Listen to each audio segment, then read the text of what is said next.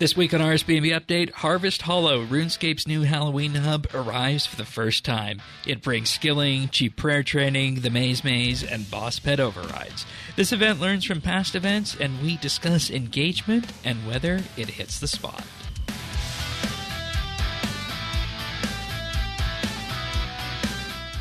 This is RSBANDB Update, episode 1008, recorded Thursday, October 17th, 2024. Pleading for Harvest Hollow.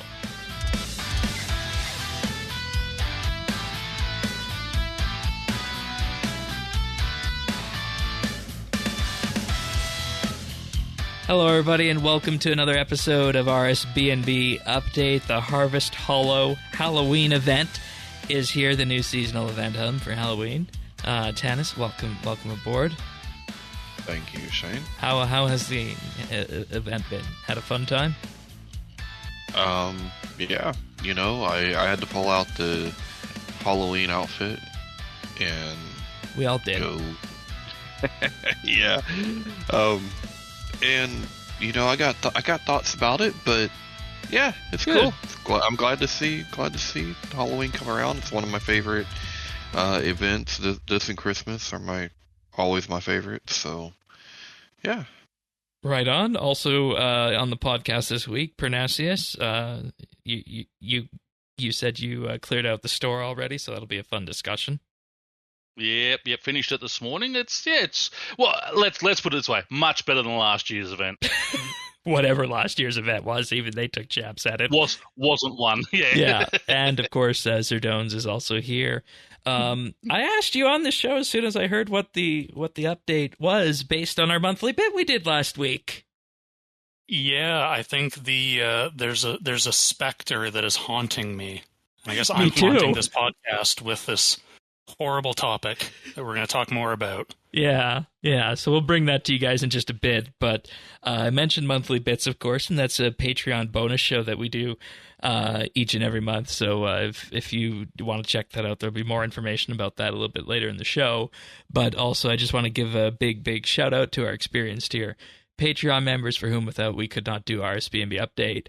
And this week, that's Amos Reed, Andrew C., Beladecom, Drama Free, Jason S., Jesse W., Kesky, Lemon Lodge, Ricky A., Rippeth, Runestar, Tevis, The Naked Captain, Tim, and Truth Ray. Big, huge thank you to all of these guys.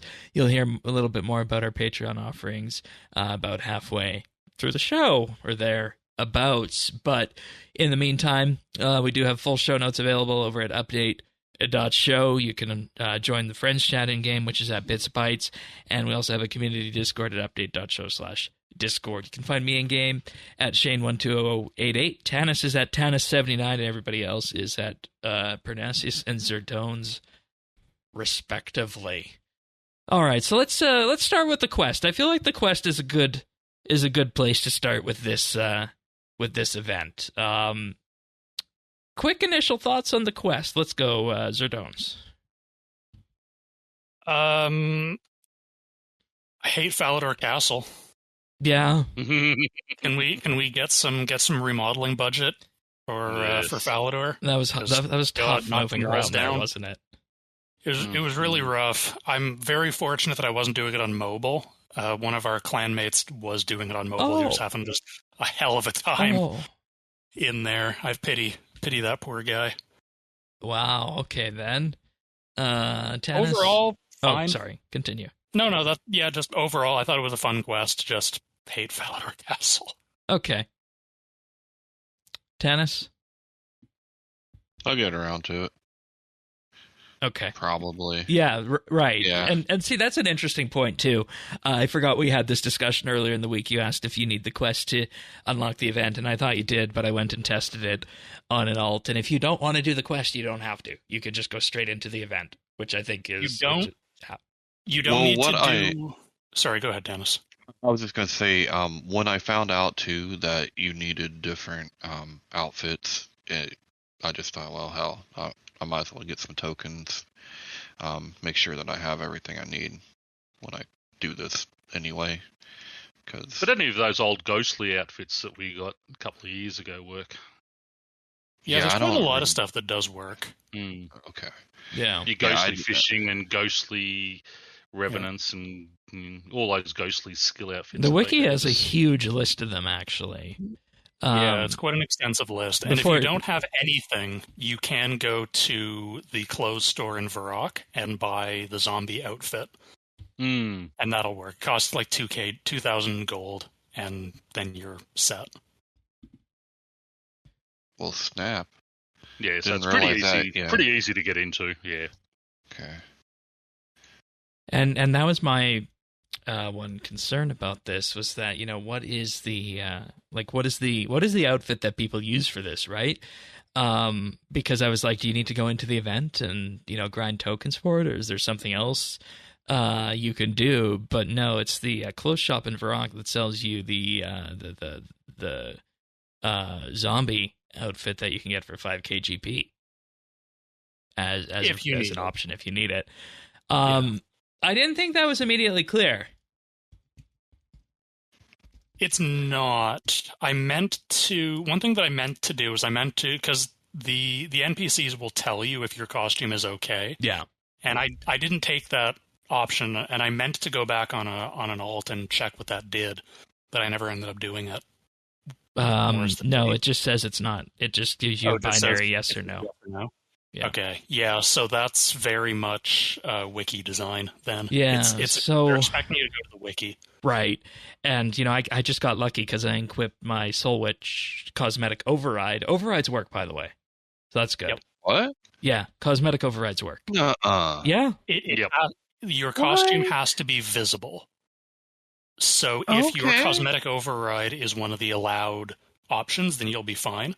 But if your cosmetic override is not, and you're wearing one of the allowed items underneath, that doesn't count. If you see what I mean. Oh, that's crazy. Okay, I got you. So only what's showing. It's like the brown apron for the undead master crafter. Or it has to be visible. Or getting into the Black Knight's fortress. Got it. Show me your papers. Yep, exactly. Yeah. Papers, please. Halloween masks, ghostly robes, and whatnot work. And a whole boatload of other options that are there on the wiki. So pretty much every Halloween cosmetic they've ever released works. Yeah. You know, I honestly think they should have just gave you the zombie outfit if you didn't have one. Because, I mean, it's not good, I don't think, to make you go to the wiki and find these things if you're not going to put it in game. Or, you know, say, hey, take a trip to Varrock and go pick this up. Or even if, whichever team you went for just said, not spooky enough, I can sell you a zombie outfit for 5k if you want to, and just buy it there. Yeah, or even just a dialogue line saying, if you need something, go talk to such and such. Yeah. It's not a strictly invalid design choice to design for the wiki. Like, From Software does it a lot. Like, big chunks of Dark Souls are based around that. Oh, okay. But it's not for everyone. It can be a little controversial. And I don't know. I go back and forth on it, personally. Yeah, okay, that's fair. Who did you guys align with? Death. I was going to align with Death, yeah. Team Frank. Team Frank all day. Team Frank, okay. I went with Famine because he said, I sense you have a hunger for victory. Join us if you refuse to let anything obstruct your path. While we may walk alone, we will always walk together. And it's that refuse to let anything obstruct your path line that sold me there. Even though, you know, outfit-wise, it might have been better off going with one of the other ones, but you can unlock them all later on. So yeah, now you're just incentivized to participate in more activities. Shadowing. I know. But in any case, you need to go scare some people and attempt to get Halloween candy. Then you go to Falador and Lumbridge, and then at the end of it, you move your way through the maze. Yep, you gotta do the maze. The maze that everybody is loving begrudgingly in this event. They love it? No, that's why I say begrudgingly. See, the maze didn't bother me. The maze didn't bother me too much, but finding those bloody ghosts, because I do all the quests blind. finding the No, armor. so does Tannis. Different type of blind. I don't use wikis or anything like that, so trying to find all the armor was the last one was the difficult one. As you said, moving around that bloody and castle. moving around Falador Castle, and every set of armor can be clicked on to check it, and it's not as though it's immediately clear unless you. Not everyone, but quite a lot of them. There is, you're done the quest now, so it doesn't matter, but one thing that helps it a little bit is there will be an overhead dialogue line that shows up over the correct one occasionally. Oh, it's not constant, but like every so often, the correct armor piece will speak. Yeah. Yes. That's how I got one of them. I just saw the tee and I thought, beautiful. There you go. Yep. But yeah, there was one of them I ran backwards and forwards 3 or 4 times before I finally found it. Yeah. What about the quiz in Lumbridge? That was easy. How many legs do dragons have? 4, of course. Which is the weakest type of the dragons that was listed? Black. Bronze, See, I didn't silver, get that mithril question. are all type of Ferris dragons. False. Yep. I thought that was a fun little quiz thing. Yeah. It took me back to quests of the olden days and whatnot.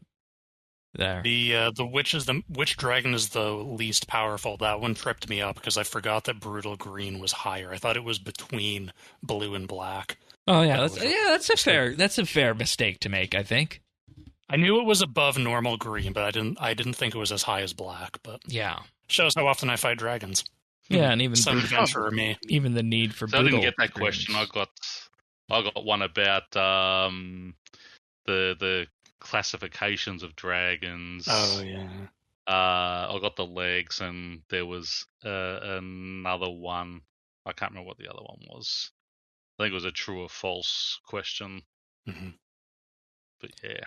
Anyways, you make your way to the center of the maze. After that, you return to the Halloween hub, and you have to take down the ghostly form of Osseous called Phosphorus.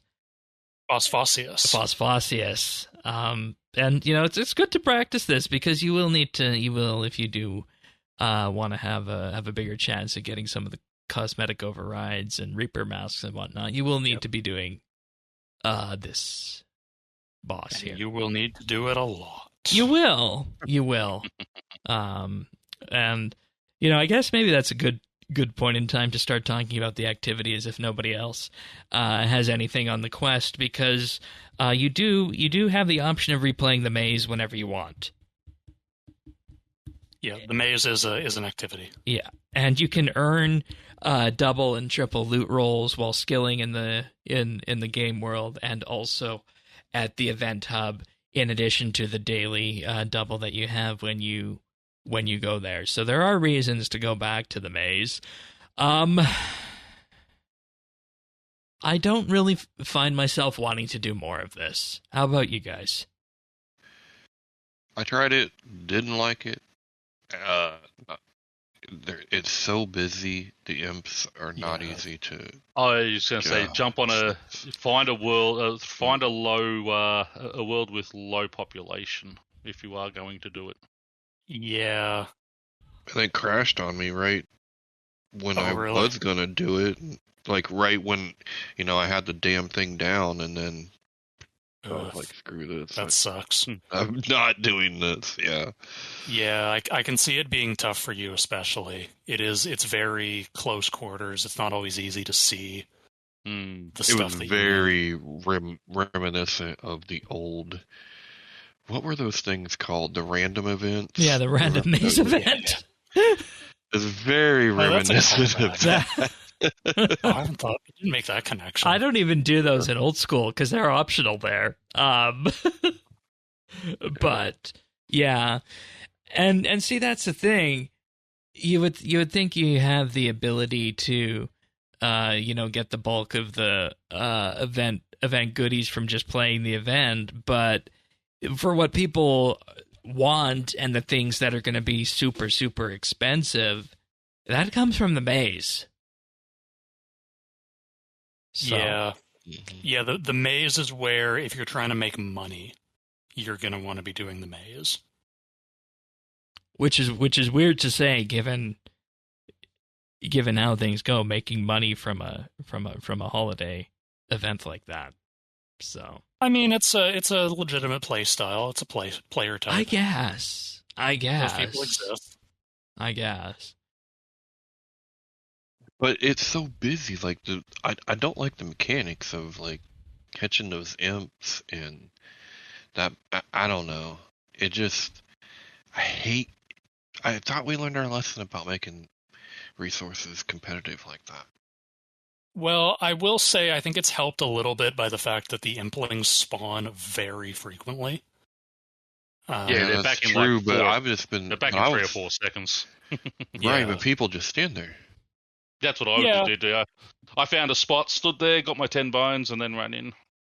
Yeah, I mean, what I tend to do is I tend to gun it for the middle, and then if I don't have 10 by the time I get there, I just kind of do the loop just around the fence, around outside. Yeah, because that's what I was trying to do, and it just... Everyone was doing that, though. Yeah. Because in the middle, the implings actually spawn as well. Yep. So... there's pretty reliably 3 or 4 spawns that you can always get to once you get to the middle. But yeah, you're right. Like, a lot of people have that idea, so if you're on with more than a couple of people, you are kind of fighting for spots. Other than that, the maze is great. It's our favorite part of the event. And, in particular, buoyed by the fact that we don't necessarily know how rare these things are at this point in time. No. I've heard, I don't know how true this is, but I've heard that the golden spoils, I don't remember what the prestigious name is. Prestigious? Okay. Yeah. I've heard that those are 1 in 10K. And those are the ones they're guaranteed to give you both the mask and the pet skin. Yeah. I don't know how... Yeah. I don't know how rare they are from the other spoils types. Exactly. When does it turn to Solak and Araxi? Because I've only seen the Osseous one. Once a week. It changes weekly. Each week. So I think it'll change on Sunday. To Solak. To Araxor. Okay. According to the live stream today. Okay, and then Solak after the fact then for that. Yep. Moving up in difficulty. Wow, moving up in difficulty. Oh, mother. Well, I mean, like, in terms of the boss that they're based on. Oh, okay. I thought we were going to have new mechanics that were added here. I'm like, if so, that hasn't been... I don't expect that. It hasn't been... They haven't said they're going to do that. No, I just mean, like, Osseous is an easier boss than Rat is easier than Solak. But I think the maze bosses are going to be consistent. Yeah. Because part of the design of the 10 bones. Right. Part of the design of them is they want to make them so people who don't want to do PVM can still participate. Yeah. So that's why there's really no mechanics. Or, like, there are mechanics, but they don't matter. Like, death is meaningless. Yeah, so... Yeah. Until your computer crashes. Actually, has anyone played this event at all? Just even in the hub on mobile? Yeah. Archaeology was fine. Can't.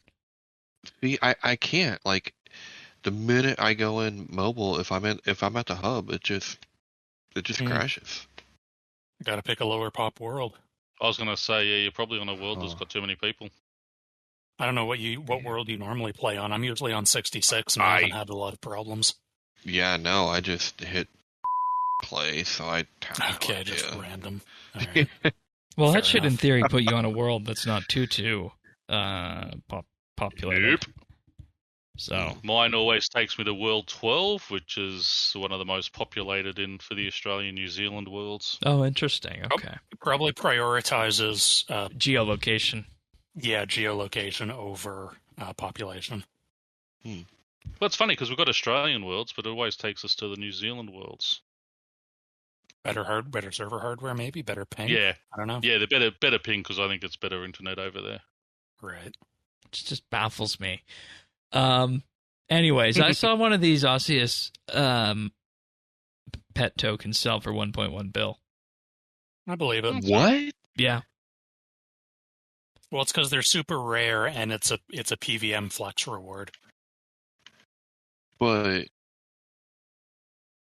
okay, it's the same. It's not the same pet though that you would get. It's not a pet. It's a if skin you for already the pet. have the pet. It's got like you, the Halo got you. tokens. Okay, got you. Yeah. Okay. Now you see why we're dealing with the big bucks here. Oh shit. Okay. Yeah. I expect the masks to go for quite a packet as well. But who wants to force an Osseous, Araxor, or Solak Reaper task? Araxi, I would. I mean, I think there's a niche for all of them. Solak is still decent money, and I think Solak is once you get Solak down, Solak can actually be quite a fun boss. Yeah, because it's almost, I think, guaranteed to drop the Grimoire pages, which are always it is in demand. guaranteed. Yeah, it is guaranteed to drop the Grimoire pages. Yeah, and has pretty good commons, I think. Although it's been a while since I looked at his table. Okay, and I guess Osseous, if you're looking, to get the jail cell keys and whatnot, because those are still stupidly priced. So, yeah. And then I guess Araxor is always there because of Nox components. Yeah, Nox comps are always good money, even though Rax himself is kind of It's a cumbersome boss to do. Like it's easy mechanically at this point with Necromancy, but I'd rather kill something else. Yeah. So that's the maze. You can tell our love for it based on, covering it first and where things landed on it. We also got summoning. You load up some candles there, and then you just get summoning XP. I feel like this one has the least movement required out of any of them. You just have to be watching to keep the candles list. I'd say archaeology. If you're not paying attention to the time sprite, archaeology is more AFK. Summoning is where I've been spending most of my time not running mazes. And yeah, the XP is not fantastic, but I think it's the best for tokens. Let's also remember that the event this year has a chance to give skilling pets. Which I got. I got my summoning pet. What? I'm very happy. On this event? I did. Nice. Oh, nice. 68 million XP, something like that. I'm going to switch over to summoning because I already have 120 archaeology, and with the 110 and 120 skills coming up, you might as well get the token XP in that, and I can and go for the pets. So yeah, might as well. It's something like 2,000 or 3,000 summoning XP every bar, which takes about, I think, 2 minutes if you have all 4 candles lit. So yeah, it's not great XP, but it's like it's 30k-ish an hour. Something like that. Yeah. Once and again, any that prayer was... XP on top of that. Yeah. Yeah. There's so many bodies. I've had trouble there too. The ancient bones that you get. And thieving requires the most amount of moving around because you need to go to all the different tombs and whatnot and loot them. Very active. And then bring them back. So, and then you mentioned the bones, but I will say with archaeology, I was having a consistent problem where the storybook was my item that I was always lacking, and they hotfixed it today. You said, Zerdones, on this one to make it so that you're given you're more likely to get the one that you don't have there. So that's good. I think the way Mod Fowl described it on the live stream is they drop in order, and doing my own testing from both before and after the live stream, I can confirm there's no way I'm that lucky. I did 3 in a row, and it dropped in the same order like clockwork. Oh, that's wonderful. So, yes, that's good. That's better than how it was. And if you had an incomplete collection, it'll fill that collection out first, and then it'll start. Good. It was great because I had a bunch of the, especially the papers, in my bank.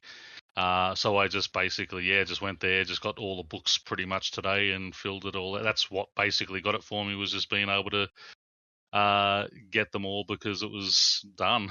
It was really bad for duplicates. Well, it's 5 artifacts from a single spot. Like even with the standard archaeology bad luck mitigation, like that's rough. I was having more problem with the bones, honestly, with that in terms of, having like so many torsos and so many skulls compared to everything else, that this one was hot fixed as well, and it really made that smooth over. And this is the one that gives prayer XP. So if there's any skill peers in the audience and you don't want prayer XP, well, don't turn in the ancient bone collection. If you do want prayer XP, though, it is Mondo prayer XP. Now, does that prayer XP scale based on your prayer level, I wonder? Because I was seeing, okay, so 16k is what you get at 99 per turn in. 16k is at 99.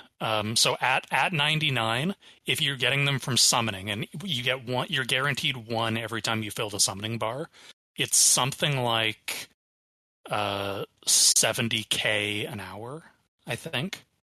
Well, for a skill that's kind of expensive from time to time, I'll take that. Yeah, like it's not great in terms of prayer XP per hour, but it costs nothing. Right. I don't even know what my prayer level is. Virtually. I know we have a clanmate who recently started an Iron account, and he has gone from 1 to, I think he's up to 70 prayer now, just from this event. Okay, that's why they said this event won't be a thing for Group Ironman when that arrives. Yeah. But see, that's my issue with Iron Man with these type of events. They get that XP. It just waters it down so much. It's like, there's a complicated design question there. Not even a design question; it's a customer question. It's what does the Iron Man community want? And the thing is, if you ask them, you'll get very different answers. Yeah. I mean, that's why I changed my Iron Man to a regular one, because it's like, it's not worth it anymore. And let's go hardcore. But even then, that's, changed as well. And I think that's why we got the push to Group Iron Man. Even at hardcore, I mean, you can participate in all these events and just max out, like, I was watching Iron Man at the beach, hitting 99 construction from 60 because they just sat at the beach doing that. It's just like, that's not Iron Man. Yeah. Well, it's Iron Man if your definition of Iron Man is I don't pay money.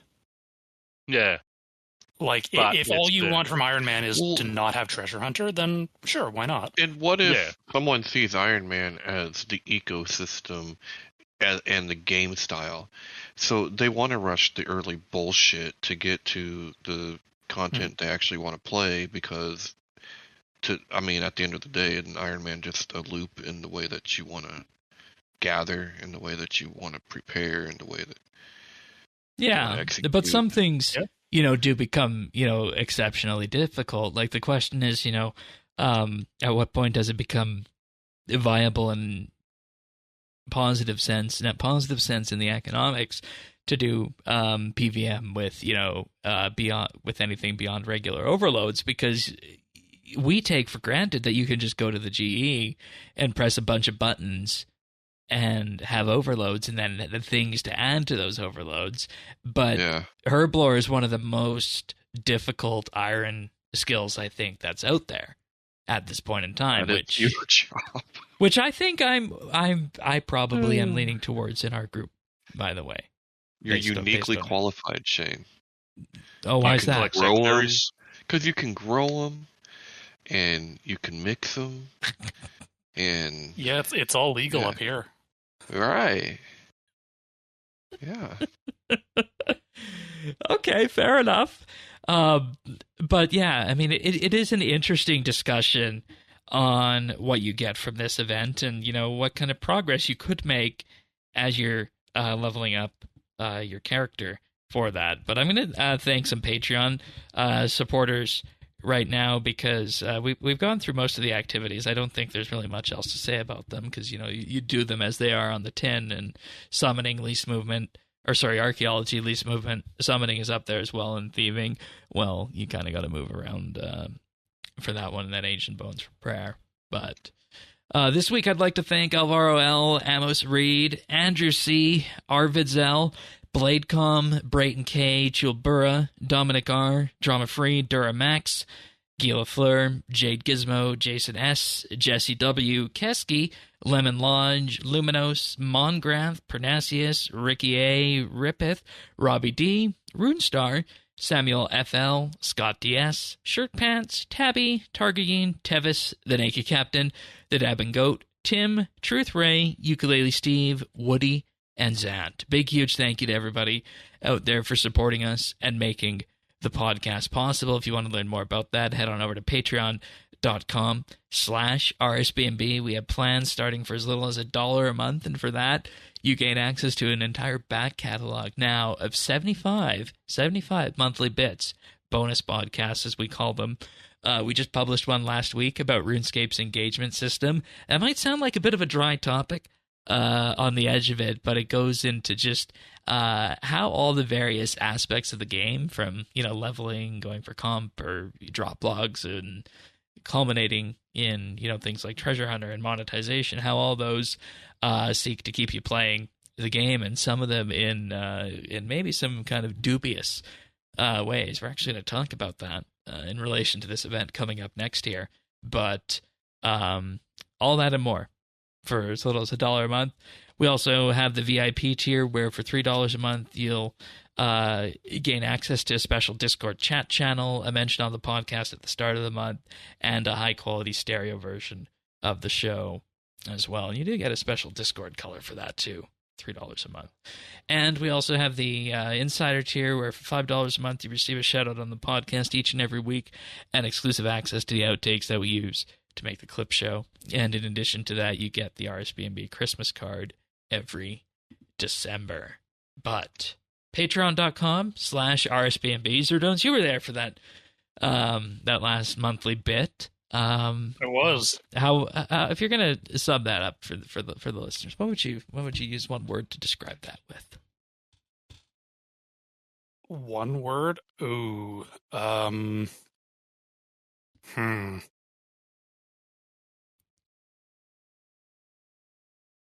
I was all prepared to have like a sentence. One. Okay, word you can do a sentence. Everything you expect. That's a good way of putting it when it comes to game monetization. And one of the things that we talked about with that was how there's so many little loops inside RuneScape's engagement model, whether that be things like choosing a goal and going for it, and over time you get to end game progression, things like comp and master quest, ticking things off a list. For people who go for the clue logs, there's that aspect of it, which is actually gambling, kind of, when you think about it, because you don't know what you're going to get, and there's no bad luck mitigation on it. And Zerdone's favorite, drop logs, right? How's that going? Yay, it's going so good. I have made no progress because card mode Zilliana sucks. And I don't want to do it, but I have to because it's a 5x drop rate on the pet. And see, someone that's in Clan the thing. Quest got the frickin' pet at like 3KC, and I was so mad. God damn it. It wasn't actually, it was like 19, I think, but still, I was so mad. And you just hit the nail on the head, is that you feel like you have to go for this. Because there's a thing in game that ticks off the little boxes, and when you do that, it sets off, I think, an endorphin rush in your head that makes you feel good. So you keep going for it for the chance to get that. And the reality of it is that that's one way that Jagex keeps existing players playing RuneScape, is by, providing all these little extra things to do that you don't necessarily need to do, that are outside the path of, 99, 120, and 200, but they're not guaranteed to pop off in any reasonable amount of time, as you know from your Barrows trip. We don't talk about the Barrows anymore. It's done. That was dark time. It's done, right? You're like 2,700 for the entire thing, right? Yeah, thereabouts. So, What do we got in the Harvest Hollow here for this in terms of things that keep people playing and whether or not that's necessarily healthy? I think the way I phrased this in producers chat is that this event is kind of like the platonic ideal of an engagement driving event, which, like, that sounds very negative when I'm saying it, and I want to be clear that I'm actually kind of in awe of how effectively they've iterated on past events. Yeah, because they have been able to pull this off, right? It's like every time-limited event of the past 2 to 3 years got together, got super drunk one night, and this was the result. And I'm genuinely in awe. It's astonishing. It's an astonishing achievement of design. Right, because, if they were really, really wanting to go out there and say to progress this certain event or to get this certain thing or to complete your Halloween store log, you're going to need to spend some money on Treasure Hunter for that, which is what they did last year. And it's probably what they'll do again next week, because there will be a like the Hodman store. The Grim Harvest, yeah. Yeah. And see, they didn't talk about this week because this week needs to be all about this event. All about the event, yep. But we have the weekly clan competition, so there's a push right there to make sure you log in each week and give some sweets and turn your clan confections or whatever they're called in. Yep. Well, it's really interesting because it is that. It's the clan confection competition is, so it's a weekly thing. So it's incentivizing you not just to log in every week, but to log in consistently throughout the week, and then doing that every week of the event. You're incentivized to log in daily because you get one free from doing your daily challenges. You're incentivized to participate in all of the other events because that's the other way that you get these candies. And if you hand in 25 candies, you unlock a variant of the titles, the special titles, which you get one free from the quest. Whichever you choose. Whichever faction you choose. And then you can buy the other 4 from the shop. They're pretty cheap. Yeah, and do we like this more or less than the Black Party Hat hunt at Christmas? I wonder. Oh yeah, right. And then that's the other thing because there's this weekly Sunday thing. Yeah, there's this weekly Sunday thing where you have a chance to roll for a pet. It's sort of similar in concept to a scythe pet. It's similar in concept to the Black Party Hat, but it's a follower pet. It will consume, or not consume, but it'll hold on to certain items, so its appearance will change based on what weapon you give it. And your odds of getting it go up the more candies you hand in each week. And I don't know if this is confirmed, but the way I'm reading it, that will reset next week. So, from what I understand, from what I've heard on Reddit, from what Modfowl has been saying, because Modfowl has been very active on Reddit answering questions. She's been fantastic on all of this. What she said is your chances of getting the pet cap at 100 candies. So if that resets every week, which I think it does, that's how I'm reading the event. And if I'm wrong, I'd love to hear about it. That means that if you want this pet, which is a cool pet, we've never had anything like it before, you want to be handing in 100 of these candies every week. And these candies are not that common. I've been playing quite a lot. Not like constantly for 8 hours a day, but I've been playing quite a lot, and I've got about 30 so far. Is there any way to know how many you've handed in? Yes, it's in the interface. Okay. The events interface. Okay, good. I don't know if it'll show how many you've handed in this week. I don't know if it'll show how many you've handed in overall. We'll find that out on Monday, I guess, but... Okay, that's interesting. I need to check that now. Yeah. And... see, that's the thing with this, is that if you add all these things up together, you got this consistent engagement loop for this event. And, you know, I don't think we can be mad at this one because it's not egregious like last year's Halloween was, for example. So there's that aspect of it, but it's something that is definitely very clearly happening, and we would be remiss if we did not point it out, because that is effectively how RS is going to keep people playing as we progress through this event. So I don't think any one thing in this event, like there are a lot of engagement mechanics going on in this event, and we'll talk about all of them. I feel like my bottom line is I don't think any one is all that egregious. No. But I was blown away by just all of them being layered on top of each other. And that's the thing, because we talked about the weekly competition. Next up, following from that, is that whenever you do one of the mazes, you have a chance of getting the mask and pet. We talked about that already. Yeah, you get a loot bag. It's sort of similar to the parcels event, and they can drop. They can drop the Reaper mask, the boss pet skin. There's a couple of other cosmetics that can come from them, or they can just drop skilling supplies. You're guaranteed to get at least one, and there's a rarity curve on them with the more rare ones giving better rewards. Every day, your first run gives you three loot bags, and you get your next two will give you 2 loot bags. So again, you're incentivized to come in every day, participate every day, and you can earn more double and triple loot roll tokens from skilling. So you're incentivized again to participate in the other events throughout the other activities throughout the event.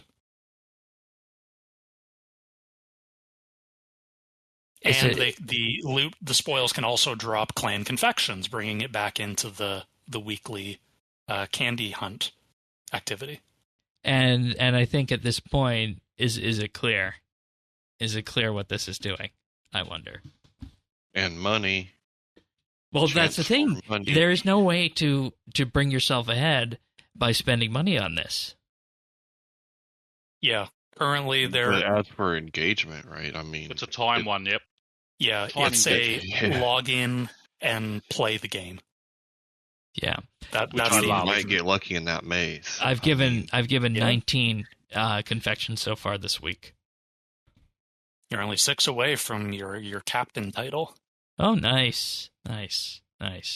So, and with that, there's also the fact that the reward shop exists too, which has all the items from this year and items from past years' events. And when you tie that in, it's some absurd amount of points that you need to clear that store. Pernasius, have you done? Have you cleared it? Yeah, cleared it completely.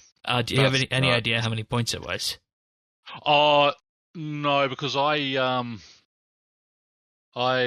had a lot of it done. However, on the wiki, if I just go back there, where was it? The token store, spooky tokens. The reward shop. If you look at the bottom of each one, so to clear this year's, you need 34,500. what? Oh, hang on, that's Death's spooky. Actually, that's Death's one. No, sorry, I'm looking at the wrong one. That might be last year's. Or the I was like looking at the I'm looking at it now. It's 20K for this, 20K for that. Spooky tokens. So if you had 2024. If you had down the bottom. Nothing, go ahead. Sorry. No, you keep talking because I'm looking at. I'm trying to find. Okay, it now. I have the number written down, so I'm gonna scoop you a little bit. If you are a new account starting today and you want to buy out the shop, including all of the legacy cosmetics, it'll cost you just over 1 million tokens. Yeah. So for this year's 2004 stock is 102,000. So if you just want this year's, Legacy Gear is another 160,000. The Legacy Overrides is another 440,000 tokens. The Legacy Utilities is 60,000 tokens. And then the miscellaneous one is another 325,000 tokens. See, and then there's another 50,000 per you can collection. Buy. Yeah. I don't know. You can buy Clan Confection for 50,000, and that's repeatable. I don't know if this counts. Because as something that we need to be, concerned about with this. Because I bring them back every year. There's a chance that you've been here before, so you have a good portion of it. But you buy what you want, you're going to get enough to buy what you want during this event, and it's going to come back next year. Yep. Yeah. And that's it. Actually, because the tokens I had left over from last year carried over this year. Yeah, I was just looking at the store thinking, I don't really actually have to do this quest. No. I mean, next year I can just buy You can do it again. Cosmetics. And that, I think, is that is the healthy way to approach it. Right. Yep. But we have this problem where you put anything that has a checkbox or, an option to buy in front of a RuneScape player, they feel compelled to complete the entire thing as fast as they can. Right. Like, RuneScape, for a lot of reasons, biases... It's player-based biases towards completionist types who, if you put, like you say, you put something in front of them, they want it.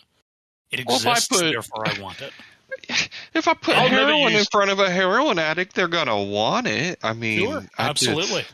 I'll never use any of these, but I had to unlock everything because that's just me. Absolutely. I'm with you on that. I'm totally with you on that. So does that count then? Like, does the reward shop count for what we were talking about in terms of keeping people playing and engaging with this throughout I would say absolutely, because it is like I put a quote down from Modfowl from Reddit because she obviously got challenged on this. Of course. This is something obviously Reddit's going to flip out about. What she said is, for a shop that will come back every single year, you don't need to get everything. Yes. But we need to cater to the people that will invest this much time and still expect to be rewarded.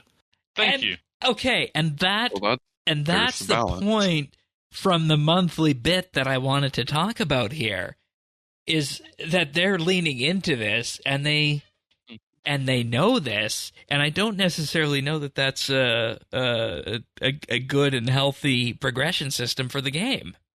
I think they're between a rock and a hard place, because Modfowl is 100% right. Regardless of what else you had, you will have players who will play this event 23 hours a day. Yes. They will play until the logout timer kicks them out to the lobby. True. And if those people want to feel like their time has been respected, and that's fair. That's a fair thing for them to want. Whether or not, like, maybe they need to go outside and do something else, that's its own conversation. But they may not. And they want to have their time, and I'm exaggerating a little bit, but people who invest a lot of time, they want to feel like their time is being rewarded. Well, so it is reasonable to say, okay, for those people, here is these insane stretch goals that you can work towards. Yeah. I think the problem with that is sort of a fundamental problem with, I mean, it's a core design challenge in all games, but in RuneScape especially, because we bias so heavily towards completionists, and because our game eschews time gates and caps on progression and things like that. The problem is it's not possible to design a reward that isn't also a goal. Right. And if it's not something people want, that's where you get, oh my god, why are you putting dead content into the game? Right, exactly. Well, it sounds to me like that statement, I hear... It's a people problem. Well, I hear, like, we're trying to find the balance. Mm-hmm. And yeah, that's fair. It's a hell of a balance to try to find. I'll give them that. And I think they scratched that itch perfectly for this one. I have no issue at all. I mean, I think it was when I worked I needed 440,000 tokens to do the whole lot for myself. Did that this morning, finished it off. So, you've got 4 weeks to do, 3 or 4 weeks to do this in. So if you really do want to go for it, as we said, there's very few people who are going to have an account that's been started within the last 12 months before, that won't have some things unlocked. Yep. But even so, it's coming back next year. Their other option is they halve it. They only give us, 2 or 3 of the legacy, 2 or 3 of the miscellaneous ones, half a dozen, Let and people are going to be choice. happy with that. Exactly right. So put everything on there. You can work right through it. If you don't make it, you save your tokens. They carry over to next year. It's not like some of the other ones where they take the tokens away at the end of the event. Yeah. These tokens stay in your bank, because I had a couple of thousand left over from last year. And bang, we go again. I think they've done it a very good way, personally. Well, yeah. Devil's advocate, go ahead. like you said, Pern, that the other option would be to not have all as wide of a shop as they did. The third option is have the same items, but just have them cost less, which is what they've done in the past. That has other problems. Like, that one problem that has, if you clear the shop out very quickly, then you have this diminishing return on engagement for future years, and they want this to be a recurring event. So there are... for me, it's a trade-off. Speaking of that, are we going to talk about where it's at? Like another, this is going to be the Halloween hub, like the. Yeah, I the don't other think we hub. mentioned that, but yeah, that is a good note that this will be the Halloween hub going forward for the foreseeable future. Yeah, and look, they always do a good job with these things. Not saying it's not cool or all that, but I almost miss Dranner Mansion, right? Like, can we pull it out and teleport it here? Like no, I don't miss the inside, but we could aesthetically. I don't know. It feels disconnected. It does. Outside the game, yeah. Yeah. Well, yeah, I mean, all the holiday hubs kind of do. Yeah. I mean, I did like just notice it more because I really like the Halloween event. Yeah, that's a fair assessment for it. And I also want to say, leaning into Halloween events, they did put a singular smashing pumpkin that you can smash with your foot in remembrance of last year's event there. If you do not have the regular pumpkin mask, you will be given a rotten one, and you can go to this mask and smash it 250 times to get the reward from last year. And it's got some fun dialogue about being smashed in last year's event. There's at least one other Easter egg that I've found pertaining to last year's event. Oh, okay. Have what you is guys it? Found it? No. No? No. In the bonfire behind Koff, the guy you hand in the confections to, they're burning Pumpkin Pete in effigy. That's funny. I appreciate those little in jokes. But again, also there are some empty areas, so this isn't going to be the be all and end all. This is what we get every year. They can grow on it because they've got those empty areas to add extra things. Yeah, and like I was thinking, there's no need. It has to be somebody archaeology thieving every year. It could be different. Exactly. That's right. Yep. I also want to talk about the clan goodie bag because that's another thing that you get with the candies and the general rewards and the engagement loop that we've talked about here.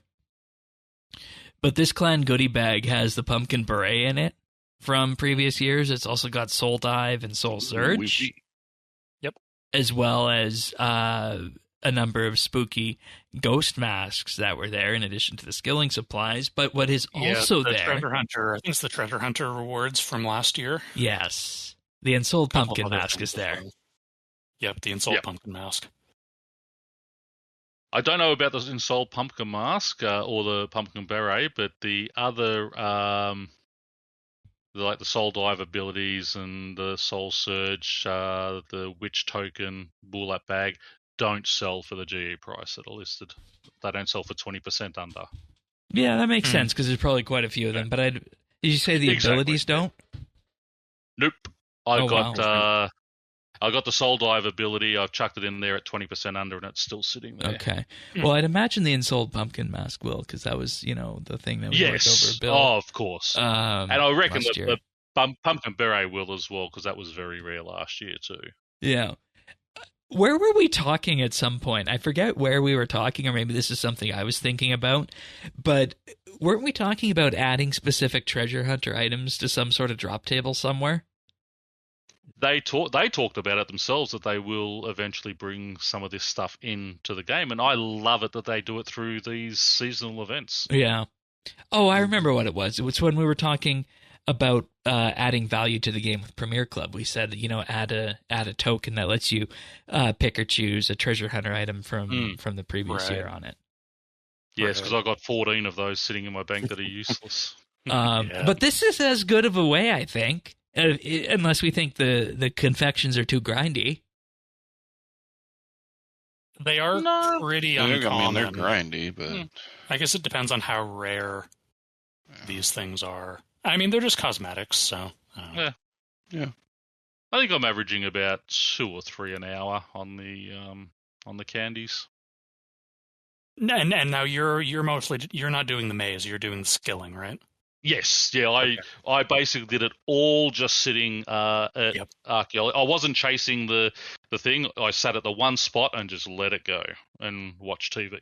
Yeah, I've done a good mix of the two, and anecdotally, I feel like they're much more common from skilling. Okay, which makes sense. I think that's a higher action rate. Yeah, and that could be what it is, because in the maze, your skilling actions are going to be catching the imps and jumping over the agility shortcuts, and then from there you're rolling on those, which are going to be infrequent, and then you're rolling on the spoils, which have a chance to drop them as well. But they have large drop tables, so they're probably pretty uncommon. I'm back out at the Demonheim Archaeology, and I have won since the start of the show. Right.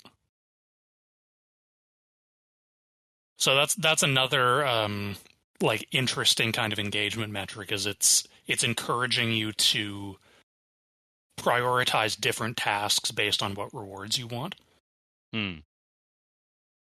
So if you want the masks and the pet, you go for the maze. If you just want the the rolls on the table to maybe get an Ensouled mask or beret or whatever, then that's skilling. Right, and if you want the skin, the pet skins and the masks, you're maybe accepting that you're going to have less chance to get the scythe pet. Yeah, for instance. Yeah.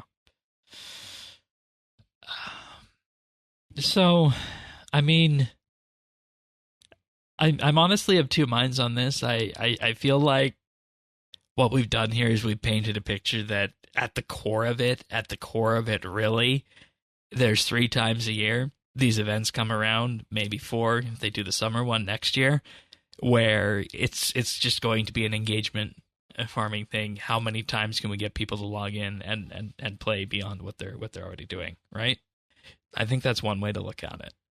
I think the other way to look at it is what you said, Zerdones, how they threaded the needle quite well. If you look at last year's Halloween, the Christmas, all of the other ones that we've had since then, this is, like you said, just throw them all in a pot and you got the right ratios of everything, and I think you land in the correct spot. It's definitely... I'm very impressed with the way this has been designed to keep people playing, and that sounds sinister as I'm saying it, and I don't want to ascribe sinister motivations to the devs. No, the devs are trying to make content that people are going to want to play. That's their job. And I mean, have they succeeded? I don't know. I think that's a personal question. I'm definitely playing it a lot. I've had fun playing it. I don't know. Here's the deal. It's like, what am I going to be doing in game otherwise, right? It's going to be PVM. So I can go do an hour of PVM a day and then come back to this. But this also has the added benefit that compared to anything else I'd be working on in game right now, it's AFKable. I don't need to pay 100% attention to it. So I'm going to be logged in more than I ordinarily would be in a week with this. So there's that.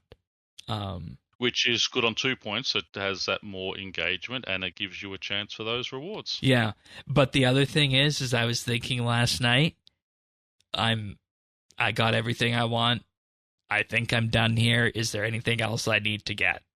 That's kind of the point I was at last night. Which is great. You've got what you want, so now you can go on and go back to your PVMing. So, I don't know. But at the same time, I do want those weekly drops. So... So you come back each week for those weekly drops. I mean, don't forget, you still earn those candies outside of the hub. Yes. But not as frequently, I'd think. Not as frequently, no, because as I said, I've got one in an hour, where I was getting like 2 or 3 an hour in the hub. And that's great because, again, you're engaged in the actual content. You should get more of a reward there. But I'm still getting reward, even though I'm not there, I'm still getting that reward outside of it dropping occasionally, so I can go back there and hand those candies in when I need to. And if all you want is that weekly reward just for handing in 1 candy each week, then that's good enough. Yeah, but you don't really have a chance to get the scythe or anything meaningful with that. Maybe not, but I mean, if you're fine with that, like that's a trade-off you're making. That's a decision that you as a player have to make. And see, I don't think you're penalized either way for whichever you go here. It's not as though you're getting severe FOMO for not doing it, I don't think. I think, again, that's going to be somewhat a personal question. Like, I guess the devil's advocate position, and this is one that I've seen advocated, is Jagex says that this is going to come back in the future, but is it? Because, things can change, and, like, the devs can promise, we plan to bring this back. But the only thing the devs can say is we plan to bring this back. They can't promise that they will. You don't know what the year is going to look like, what the game is going to look like in a year. So yeah, I mean this is what they said about the Green Santa Hat or the inverted skill cape tokens. Has Green Santa Hat come back? It has not, but they said it was. They said they had plans to, or I don't think they were as emphatic about as that. They said something like they don't intend it to be a discontinued rare and they can bring it back in the future, but they haven't. Inverted skill capes haven't come back. Allegedly, they're looking for where to put it in that makes sense. The thing I hear about those is that the inverted skill capes are a lightning rod of controversy, apparently. Oh, yeah. They got to put it in the right spot. I mean... Right. Yeah. I honestly think 120 is the right spot. There are... With any of these time-limited rewards, there's always a question of when is the right time to bring them back. And if something changes and the Harvest Hub doesn't come back next year, when will be the right place to bring these rewards back? Right. Will there be a right place? But any Halloween event, rewards, yeah. Exactly. They just do it with the next Halloween event. You just have the shop goes to someone else. I mean, I don't think there's any real risk in this one. Well, as for the inverted skill capes, the best is on the prestige system. Hit 200 mil, get that cape, and then away you go. That'll make Shane go for 200 mil. Inverted cape. It would for archaeology. Yeah. It would. But I don't know. I think we made the point on this. And at the end of the day, it's here to make people play. It's to have a community hub. And I don't think my final assessment of it is that it's not egregious. but I can see the wider issues outside of this hub in the game after our monthly bit last week that don't necessarily apply to this event, but I can see shadows of it if it makes sense. You get what I say, Sir? Because you were there for that? Yep, I get what you're saying. Okay. Yeah, I listened to that one, and I mean, you brought up some very good points. But again, what we also must remember, Jagex is a company. A company's design is to make money. The way they make money is getting people engaged in content, and you want people on your site playing the game to engage in the game, so they are doing their job. Absolutely. 100% agree. All right. Anything else on this event, or should we move on to something green that's not money? There was one reward that we didn't talk about. That I want to be clear about. Yeah, sure. So we mentioned the Horseman titles, which you get from completing the quest. Right. You also get a cosmetic override based on which clan you chose to join. The other 4 costumes are obtained randomly from the other activities. So one comes from the clan goodie bags, one comes from the maize rewards, one is bought from the shop, and one comes as an end of week reward, I think on week 2. I think there's some bad luck mitigation on them. There's definitely some on the one from the maze, but those you cannot earn until you have completed the quest. So Tanis, who hasn't completed the quest yet, if that's something that you're keen on, you're going to want to get on that quest.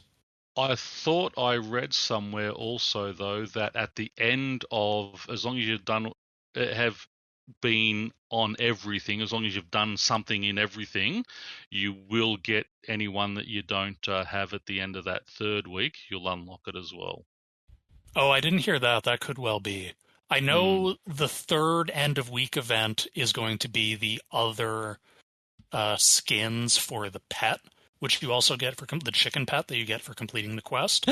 Maybe that's what I was thinking of. Maybe it's the skins, not the... Also possible that you were hearing mention of like bad luck mitigation on them. So like if you're playing reasonably consistently, you can expect to get them by the end. I don't know. I can also, I can say, Shane, you're kind of partially right. You do have to have the quest to contribute clan confection. Oh, okay. That makes sense, because you have to choose a clan. Yeah. So are you going to be doing the quest then? I'm part of the Deaf clan. Yes. Team Frank. I've been with Deaf this long. I mean... Fair enough. Yeah. Where do they detail what the weekly drops for this thing look like for the weekly event? Where is that? It was in the news post. I don't think it's in game, but it was in the news post. Okay, fair enough. I was just searching for some clarity on that. Yeah, so week 2 is the Horseman. Is one of the other Horseman event that you get from it. So, all right, that's Halloween. I am interested to see what we got for Christmas now, and based on all the feedback that comes from this, because I'm on board. I think I just have lingering feelings for some reason, I guess, but that's just me. What are you guys' final thoughts? I like it. I think they've done well. All right. Yeah, I mean, it's decent. A little grindy, but that's okay since it's recurring. I don't mind grindy when they're AFK like this, where I can just have it going while I'm doing the washing. Yeah, just keep my eye on the screen, but I can be doing other things while it's going on. If I have to spend 12 hours there doing it while focused totally on it, then yeah. I gotta say, like this time, I don't know. Well, and even Easter too, but the hub didn't love it as much. Like it seemed to really work with Christmas, but I don't know. I don't know about it. I think Easter is one of those. I mean, I'm sure there are people who are really into Easter, but I feel like Easter is sort of a lesser holiday. Especially in terms of RuneScape, it's not like Halloween is the big one, and then Christmas. I'd say Christmas, but then Halloween, personally, based on past years. Think so? But yeah. I mean, if you go back to like the good old days of 04, 05, 06, 07. Maybe Christmas is more of a worldwide thing, and Halloween is more of a sort of a North American thing. Do you guys do it in Australia? I participate, but not. I mean, last year I had 2 kids knock on my front door. Right. So, but where I used to live, we used to get sort of a dozen. But yeah, it's not. It's getting bigger. I mean, you go back 5 years, it was non-existent. So it's starting to come here, but it's not like it is in America. I remember Halloween in the 90s. Adjacent areas to me, you'd have houses that would get 300, 400 kids in one night. Oh yeah. Ooh, you must live in the night part town. It was the kind that gave that gave full-size chocolate bars and pop cans. Oh yeah. So, well, that's I mean, I always have the chocolates and all that for the kids, and little bags of candy and such, the sealed ones, because obviously you don't want to give them loose candies. But yeah, always. Last year I had like a ton of them here, and as I said, I've got 2 kids, and I said, no, take handfuls, get them for your mum and dad too. And then I just sent them in with my daughter to her school the next day to give out to the kids. Yeah, that works. All right. Zerdone's final thoughts? It does its job. I think I talked a lot this segment. I think I've said everything. Yeah. I feel like I've said all I needed to say as well. Week 1 will be 10,000 spooky tokens. Week 2 will be a horseman uniform token, and week 3 will be the remaining pet skins for the horses, the chicken. So, all right. Maybe that was what I was reading. All right, we also this week have the Frogly outfit. That is available for free, or if you want to support charity, you can effectively pay what you want for it. And if you want to pick this up, it's in the marketplace tab. It is a gigantic outfit that makes you look like a green frog. It comes equipped with the eyes and apparently multiple eyes, even on not only on the head but also on your feet. As well. So, if you're looking for something, Shane running around with his green farming out. I would draw the line at frogs personally. Anti-frog, Shane. Yeah, I would draw the line at this outfit for me in terms of how much green I wanted. Maybe for St. Patrick's Day. Most of the world's anti-frogs, though, aren't we? No, I think most people. I think it's just you guys. No. Well, I mean, you guys are anti-toad. No. I think you. I'm meaning the other definition. The other frogs, the other kind. Oh, the French. Oh, right, French frogs. Right. Yeah, that's it. The ones across the pond. Right. I see where you were going with that. Yes. Yeah. I was trying to make a cane toad joke, but yeah. Yeah, they're great to play golf with. Raising a generation of serial killers over there. You're not wrong. Anyways, there is a RuneCoin donation bundle that you can purchase, and as a result of this, if you feel like you want to contribute, you can contribute and effectively pay what you want for this. But because of what it was built around, they decided to make it free and enable the RuneCoin donation bundles instead, and all proceeds will go to support Jagex's charity partners. And for people wondering, the idea came about because on International Women's Day in March, Jagex played host to nearly 100 students from a nearby girls' school. And in a series of workshops, they designed and discussed art, audio, game design, and more. And over the course of the day, designed this frogtastic outfit. I think that's an interesting initiative. Yeah. Get more girls into gaming. I'd be interested to know how they came up with the frog. Kissing the prince. Maybe. Like their princesses, and They're cute, I guess, right? Like, wouldn't... I wouldn't call frogs cute. I mean, I wouldn't, but girls would. Stylized they can be. Yeah, stylized. I mean, I guess sufficiently stylized, pretty much anything can be Yeah, cute, I was going to say. But, yeah, definitely do go pick this up. And, I mean, if you're ever in the need of a green outfit, this one fits the bill quite well, I'll say. Matches the farming cape really well. You're trying to get me to pick it up, aren't you? Or to wear it. It's free. Pick it up. Come on, man. I did pick it up. Good boy. Good lad.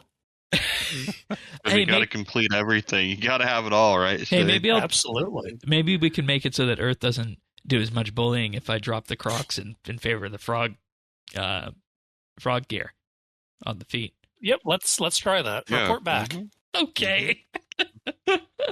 Well, at least we found a part for some of it.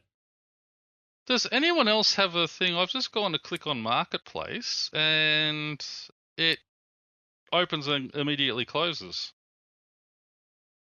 I haven't seen that. I can try it. Marketplace. No, I'm entering. I would need to enter my bank pin right now, and I'm not doing that. Anyways,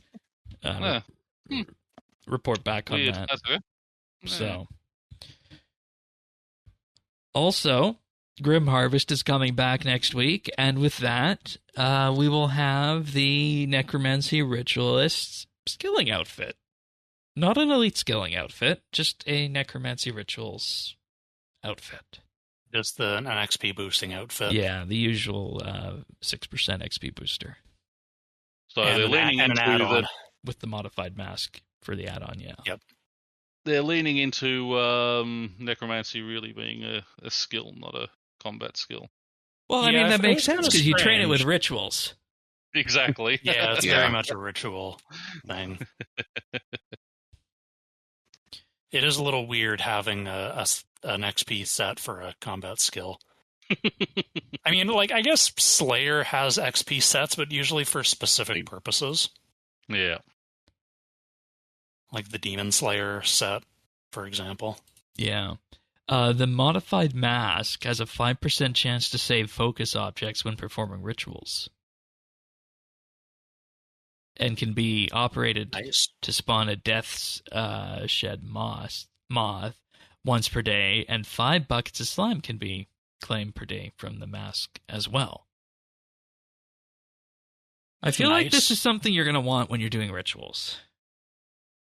Because what are you wearing otherwise? Yeah. Yeah, no, for sure. Well, the pumpkin mask. Right. So it's either the pumpkin mask or the chance to save, rune essence. 5%. And get that 2%.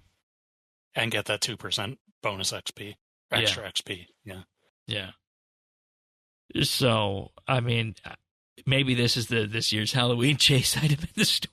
We're just being gaslit that everything's okay and it'll come back next week in this form. Now you're part of the conspiracy, Shane. Oh, I'm joining the Cambridge mob. Yep, you're part of the Cambridge mob now. We lost him. Well, this one was explicitly coming from Treasure Hunter, so...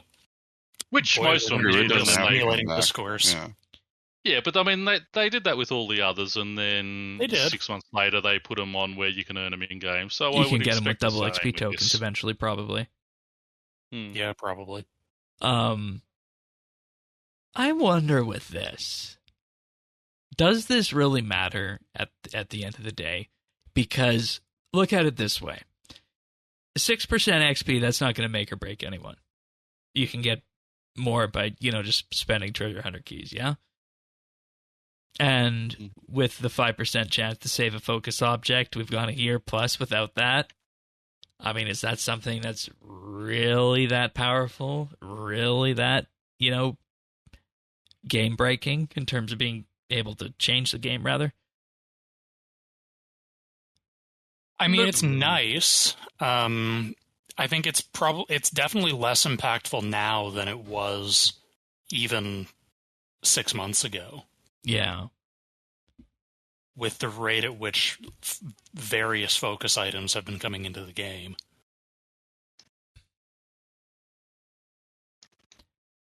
Do you think it is? Go ahead. Well, like the mask is an interesting trade-off with the pumpkin mask, but the other pieces are sort of automatically best in slot. Yeah. For rituals, because what the hell else are you going to be wearing?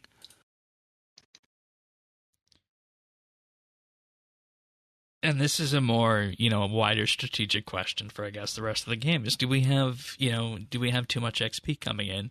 Or is the goal of Necromancy to get you up to 80, 90 as quick as you can so you can make that, wonderful power armor and get doing PVM and Slayer with the best of them? Not like it really needs that much help. Right. We're being honest, like combat skills are not hard to train. No, and see, that's the point with this, is that I don't think it's going to be as big of a hoobaloo, what the hell's a hoobaloo? Or whatever the word is, as hoobaloo. Got it in one. As people are making it out to be. So, I mean, you could make the same argument about the Ensouled Pumpkin Mask, and I wouldn't say you'd be wrong to make that argument. But the community had the pitchforks out last year for that mask. They did, because it's best in slot coming from paying real money. And I guess just to tie this episode all nicely together in a bow, as we put it under the hay bale, not the Christmas tree, this is RuneScape 3. Take it or leave it. But also, when you say best in slot, I mean when there's nothing else in the slot. Oh, sure. It doesn't matter. Yeah. Like it's best in slot very, like, because it's the only thing there, yeah. Yeah. I mean, I'm a monetization apologist, and I'm not ashamed to say it. I think a lot of people who are mad about this were hoping Jagex would skip putting it on Treasure Hunter and just put it directly in game. Yeah. Which I don't think is an unreasonable expectation based on comments that they've made in other areas. Especially with that monetization survey out there, right? Mm-hmm. Well, I mean, even without that. But yeah, I don't know. I mean, but I'll ask people who complain about the monetization, how many of them work for free? How many of them go to work and say, no, don't worry about paying me? Or here's another way of looking at it. Would you rather have this on Treasure Hunter, or would you rather have, stuff from the Halloween event? Yeah, I mean, you gotta have something on Treasure Hunter. That's the point of Treasure Hunter. And yeah, I mean, there's going to be a huge contingent of people who are going to say, no, you don't need to have anything on Treasure Hunter, because no, you don't need it at all. Look, way you don't need a game at all then. There's been one thing that has been conspicuously absent with this Halloween event. Evidence. Well, yeah, that. But also keep in mind that, in the past we got the for the past few years we got the orange Halloween mask on Grim Harvest. The tradable rares. We're not asking, is there another tradable rare incoming here? So. Because there are tradable rares, the boss pet skins and but I mean from Treasure Hunter. Oh yeah. Yeah. That's it. They put the tradable rares on the actual event where you can earn them in game rather than just spending hundreds of dollars on keys. I forgot one the other way around. Whew. I forgot one selection of the rewards from this year that I wanted to mention when we were talking about that. So I'll just take a bit of a brief detour here before we start wrapping the show up. But there's a new collection of overhead emotes. Oh yes. I love the death pleading emote. That's there. We got War Think, modeled after emojis, of course. We have Pestilence Suspicious, Famine Screech, and Frank Flushed. I quite like the famine screech because it pretty accurately models my own face a lot of the times these days. Why? Oh, just... Have you lived in 2024, Shane? Yeah, I mean, that's a pretty good reason. Yeah, I don't know how the war think really sort of ties in with war, but the rest are pretty good. I like the death bleeding one. That one's the best. Yeah, that's one I like that in the famine screech one. Because that is precisely modeled after the uwu face, which I love tormenting people with. and they're only 1,000 tokens each. Yeah, they're pretty cheap. Perfect reward space. I was shocked. Yeah, I was shocked when I saw the price of them. I thought they'd be 5K as well. No. Alrighty, folks. Well, that pretty much brings us to the end of the RS news for the week. Let's go through some achievables here. I'll start us off on the 13th. We had Hyacliff with 120 defense, Alone Shogun with 99 mining, and Final Primal with 99 Slayer. I realize I didn't divvy these up for you guys. Oopsies. Just go for it. Final Primal with also got 99 Farming on October 12th, and 99 Archaeology on October 12th, and Hyacliff with 120 Necromancy on October 12th. On October 11th, Edict, 99 Runecrafting, and Z with 120 Ranged.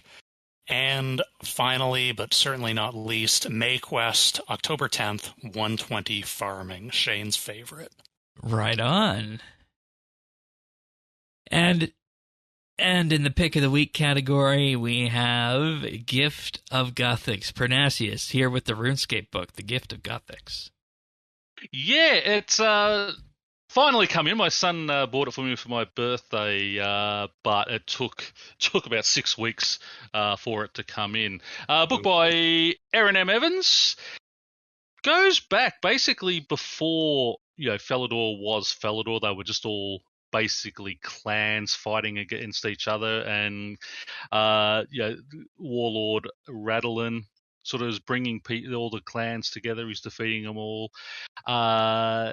They discover rune essence again and just start collecting. So what would this put it? Was this in then the first stage? Second age. It was okay. just after the edicts. Okay, got it. So yeah. But really well done. I mean, just sort of explains that beginning of humans finding magic again, trying to work out spells, trying to work out how to teleport. That's on the magic side. While on the other side, Radolin sort of getting all the clans together, and then the war between the Fremennik and the Asgardians. How we got that barbarian outpost there. It really sort of brought everything together, and really, I mean, it's RuneScape. I was going to get it anyway, but it was better than I was expecting. It was a really well written book. I think she's done a great job. She's really stayed true to all the lore. And tells us how Felidor come about, how the White Knights and Black Knights, or the Kinshra, they were all sort of together at the start helping build, but why they sort of broke off, and they have that problems now. How Saradominus rose in Felidor, the Wizard's Castle, how that was built, and things like that. So it's the first of 3 books. And as I said, yeah, she's done a great job of it, I think. So I'd highly recommend anyone who likes a good sci-fi fantasy fiction book, grab it. It's well worth a read. I always feel like we put so much emphasis on the 5th age, on the 6th age, right? And we've had a few looks into the 3rd age and whatnot with the God Wars, and a little bit into the 1st age, and not too much into the 4th and 2nd. So I always find it interesting with the option to go back and look at these sorts of things, and I think what we need to do with these books is that we need to just do what we do for the quests the quest episodes, then do it with the book one day, because that sounds really interesting.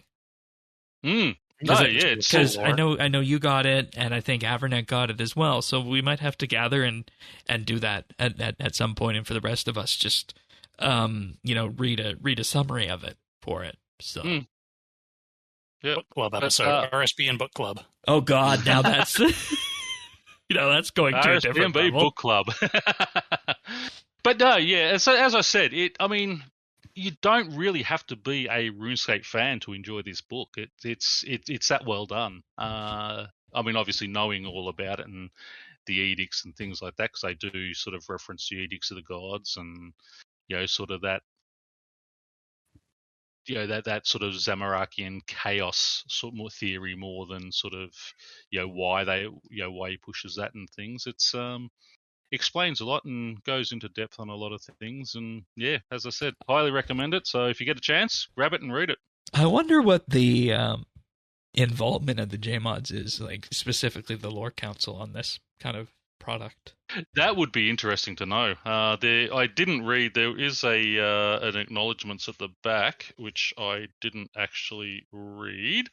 Thank you to the folks at Jagex for making sure I did right by your lore. Thanks to Tim Fletcher for the long conversations about how to bring life to Guthix. Oh, that's Mod Jack. And to and to Aternus, Lux, and the others for their fact checking.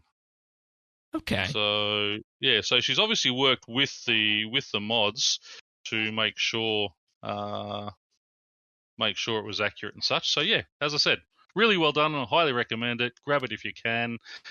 You won't be disappointed. Sounds good. Well, that pretty much brings us to the end of this episode. No What Have We Been Doing section this week, because we've all been at the Halloween event amongst other things, and Sir Doan's dipped into his lovely trip down to Ziliana hard mode. Although, I do want to let people know that I did finally get a brush piece from Demonheim at 927 relics. That's relics, not just the regular resources. They are relics. There was 552 from the main part, and the rest at the second best drop place. And it was at the second best drop place that I got them. Well, somebody's got to be the thin edge of the bell curve. That's it. That's always me. I'm the same guy that took 39,000 kills at Eddie Moose to get the pet. So. Oh, that's rough. Is there something wrong with your game? No, it's just me. If it wasn't for bad luck, I'd have no luck at all. Okay. Yeah. Okay. This is most people's experience. I mean, it happens to me on the poker table too. If a guy's got one out, he's gonna hit it 90% of the time on me. Rough. Alrighty, folks. Well, that pretty much brings us to the end of this episode. Next week, we do intend to do a bit of an update into our Iron Man group, Iron Man Theory Crafting. So if you do want to hear that when it arrives, subscribe to the podcast. That's the best way to get it automatically. Update.show/subscribe. We're on all the podcast listening services out there. Apple, Pocket Casts, YouTube, and of course Amazon as well, interestingly enough. Spotify, I should mention as well. And of course, YouTube, hit that like and subscribe, bell notification, all that old favorite stuff the content creators like saying each and every day. It really does help get the podcast out there in terms of everything else on YouTube. But anybody have anything else before we go? Nope. No, I don't think so. Alrighty then. Well, with that being said, thank you all for being here, and we'll see you guys next week for another episode of RSBAND Update. See you then, everyone. Take care. Happy escaping all. Bye.